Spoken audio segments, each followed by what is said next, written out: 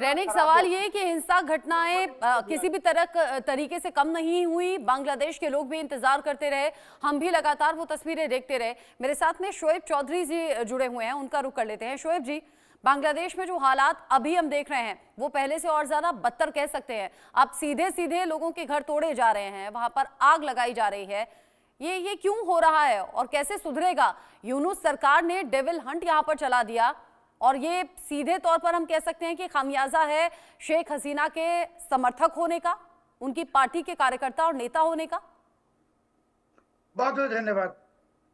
देखिए, ये operation devil Hunt जो है, ये सिर्फ हसीना की जो सपोर्टर्स इन्हीं के खिलाफ है नहीं। ऑपरेशन डेविल हंट है जो भी यूनुस के खिलाफ बात करता है या इनके जो जिहादी और इस्लामी साथी हैं इनके खिलाफ बात करता है, जो भी बांग्लादेश में हिंदू की नरसंहार के खिलाफ बात करता है, सबकी लिए ये ऑपरेशन डेविल हंट। और अभी जो हमारे एक साथी रनिक भाई ने कहा कि इलेक्शन होने वाला है, नहीं, इलेक्शन होने वाला है नहीं। इलेक्शन देने की कोई इरादा भी यूनुस की है नहीं। वो कह रहे हैं कि इस साल की लास्ट तक इलेक्शन हो सकता है, मगर इलेक्शन करने की कोई ओरिजिनल जेन्युइन इरादा यूनुस के है नहीं। इसके लिए कि वो पहले इलेक्शन से पहले वो अवामी लीग को, बाद में बीएनपी को भी डेसिमेट करना चाहते, बात देना चाहते पॉलिटिक्स से। और इस हालत में जैसे आप जानते हैं कि अभी यूनुस की कार्यक्रम अमेरिकन डोनाल्ड ट्रंप प्रशासन में ये आ गई। यूएसए ने जो उसका पैसा दी रजीम चेंज करवाने के लिए, और यूनुस के साथ जो क्लिंटन के रिश्ता, सरोज के रिश्ता, और यूनुस की जो ग्रामीण अमेरिका का जो करप्शन क्राइम्स, फाइनेंशियल क्राइम, सब कुछ सामने आ गई। और नरेंद्र मोदी जी भी ट्रंप से मिल रहे हैं इसी हफ्ते, और 14 तारीख मोदी जी और डोनाल्ड ट्रंप की जॉइंट प्रेस कॉन्फ्रेंस होने वाला है। उस दिन में ट्रंप की तरफ से यूनुस के लिए बहुत ही एक स्ट्रॉन्ग मैसेज आने वाला है।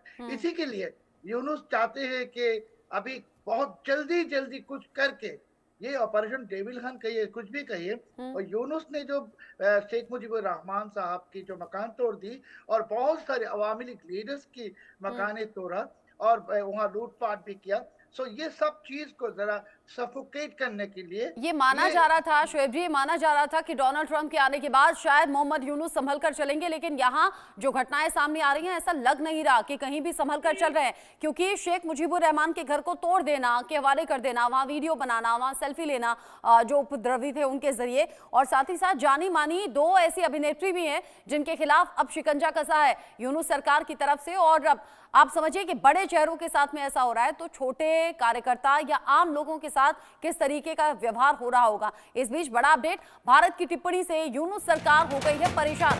भारत की प्रतिक्रिया को अप्रत्याशित बताया है। घटना को देश का अंदरूनी मामला कहा गया। मुजीबुर रहमान का घर जलाने पर भारत ने दरअसल टिप्पणी की थी, जिस पर देश का अंदरूनी मामला बता दिया गया बांग्लादेश सरकार की तरफ से। भारत ने मुजीबुर रहमान के घर पर आगजनी को बर्बर कृत्य बताया था। बांग्लादेश की अंतरिम सरकार ने शेख मुजीबुर रहमान के घर में आगजनी की और इस मुद्दे पर भारत की टिप्पणी अनावश्यक और अप्रत्याशित बताई गई है बांग्लादेश की तरफ से। अंतरिम सरकार ने इस घटना को देश का अंदरूनी मसला बता दिया। दरअसल भारत ने इस घटना पर टिप्पणी करते हुए कहा कि ये बर्बर कृत्य है और कहा कि इसकी कड़ी निंदा होनी चाहिए, जिसकी वजह से यूनुस सरकार भारत को लेकर ये बात कह रही है और भारत की टिप्पणी से परेशान भी नजर आ रही है। शोएब जी, शेख मुजीबुर रहमान के घर को तोड़ देना, आग के हवाले कर देना और फिर ये सिलसिला यहीं रुका नहीं, अलग अलग कार्यकर्ता और बड़े नेताओं के घर फूके जा रहे हैं, तोड़फोड़ हो रही है। ये सब किसके इशारे पर? अगर बड़ी अभिनेत्रियां इन घटनाओं को लेकर कुछ बोल दे रही हैं या फिर यूनुस सरकार के खिलाफ जा रही हैं या किसी भी तरीके से शेख हसीना के समर्थन में बयान दे रही हैं, तो उनके लिए भी मुश्किलें बढ़ गई, गिरफ्तारी हो गई। मार्किन अमेरिकी गुप्त राज्य और पाकिस्तानी आईएसआई, और आपने जो कहा कि इसे हमारे सबकी इरादे थे, एक्सपेक्टेशन थे कि ट्रंप आने के बाद यूनुस संभालेगा। यूनुस संभालेगा नहीं, क्योंकि यूनुस हिलारी क्लिंटन की है, यूनुस बाइडेन की है, यूनुस जॉर्ज सोरोस की है, यूनुस ट्रंप की नहीं है। और 2016 साल से ही ट्रंप जानते हैं कि यूनुस ट्रंप को सिर्फ घृणा ही नहीं करते, ट्रंप को 2016 में इलेक्शन हराने के लिए यूनुस ने मिलियंस ऑफ डॉलर खर्च की और पिछले 4 साल ट्रंप को जेल बंद करने के लिए जो डेमोक्रेटिक पार्टी का और सरोज वालों की जो सबकी जो कोशिश थी उसमें यूनुस ने भी पैसा डाला। अभी एक यूनुस जो ओरिजिनली डेमोक्रेटिक पार्टी का क्लिंटन फाउंडेशन का क्लिंटन परिवार का सोरोस के साथ जुड़ा हुआ एक आदमी, इसको ट्रंप कोई कंसेशन देगा नहीं। और मैं आप इंडिया न्यूज के सारे दर्शकों को कहना चाहता हूँ कि 14 फरवरी यूनुस के लिए बहुत ही खराब दिन है। उस दिन डोनाल्ड ट्रंप से तरफ से हम ये कहते रहे कि डोनाल्ड ट्रंप की तरफ से यूनुस के लिए लाल चिट्ठी इशू होने वाला है। तो उसी दिन, और उस लाल चिट्ठी का मतलब क्या होगा? क्या खतरे की घंटी? लाल चिट्ठी हम लोग कहते हैं जब कोई फंसी का कोई पर्सन प्रिजनर होता है, उसके जो आखिरी जो इश्यू होता है सरकार की तरफ से उसको जुलाने के लिए।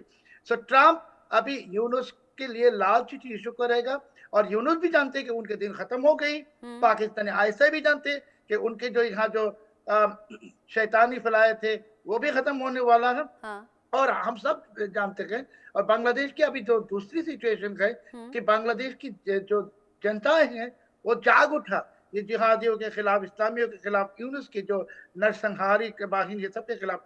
सो अभी ये मैं कह रहा हूँ कि यूनुस की जो अभी लास्ट एफर्ट है कि कोई ऐसा करके कोई टेररिज्म करके पूरी जाति को एकदम क्या कहते हैं ट्रॉमाटाइज करके वो अगर रह सकेगा नहीं, कि यूनुस जानते हैं कि अमेरिका की तरफ से कोई सपोर्ट मिलने वाला है नहीं, भारत की तरफ से कोई सपोर्ट मिलने वाला है नहीं, और दुनिया की बहुत सारी इंटरनेशनल इंपॉर्टेंट कंट्री से भी इसके सपोर्ट मिलेगा नहीं कि ये जिहादी है।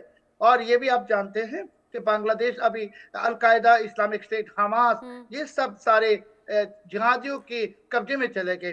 सो हमारे को लगता है कि यूनुस के लिए बहुत बुरी दिन है। आपको सुनकर हालांकि लग रहा है शोभ चौधरी जी कि पत्रकारों को शायद अभी भी बोलने की आजादी है, या फिर शायद आप निडरता के साथ में बोलने का मादा रखते हैं और बात कर रहे हैं, क्योंकि अगर बड़ी बड़ी अभिनेत्रियां नप गई, अगर उनकी गिरफ्तारी करवा दी यूनुस सरकार ने, तो पत्रकारों को भी बोलने की आजादी न जाने कब छिन जाए इसका कोई मालूम नहीं। पत्रकारों को बोलने की आजादी है नहीं।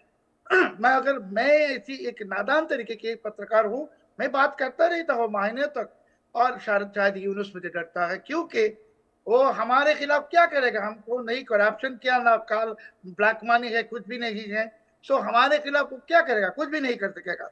और आप भी जानिए कि कोई ऐसी अत्याचारी सरकार आएगा नहीं देश में, और जब पत्रकार बात करेगा इसके खिलाफ, वो सरकार या रजीम या हुकूमत को भी कही है वो डरेगा वो पत्रकार से।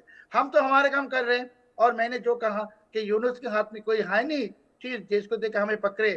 और ऐसे आपने जो जितने लोगों की बात कहा कि पत्रकार, अभिनेत्रियां वगैरह, ये सब अवामी लीग के जमाने में इनके बहुत सारे बेनिफिट्स उन्होंने लिया है। अवामी लीग के जमाने में मैं तो ना अवामी लीग, ना पीएनपी, ना जमात, ये सब मुझे घृणा करता है, सब मुझे जेल भेजा क्योंकि मैं जिहाद के खिलाफ बात करता हूँ, संतरास के खिलाफ बात करता हूँ, आतंकवादी के खिलाफ बात करता हूँ। तो यूनुस जानते हैं कि हमें पकड़ने की कोई रास्ता नहीं, क्या वो क्या कहेगा। मैं सच बता रहा हूँ, और ये सच तो इतना सच है कि अभी यूनुस के ऊपर इंटरनेशनल कॉन्सिक्वेंसेस आ रहे हैं। और हमारा जो न्यूज़पेपर है, प्लीज आप भी जानते होंगे कि 21 साल तक it is known to the world कि it is the most influential, investigative, anti-jihad, anti-terrorism newspaper in this country। तो इतना आसान है नहीं मुझे पकड़ना, मगर पत्रकारों का, बाकी पत्रकारों का बोलने की लिबर्टी है नहीं, इसके लिए कि वो पत्रकार डरते हैं कि वो शायद उनके पीछे कोई करप्शन है या ब्लैक मनी है। जो साफ पत्रकार है वो जरूर बात करेगा यूनुस के खिलाफ। बहुत मुबारक आपको ऐसी पत्रकारिता के लिए और निडरता के साथ बोलने के लिए। आप रहिए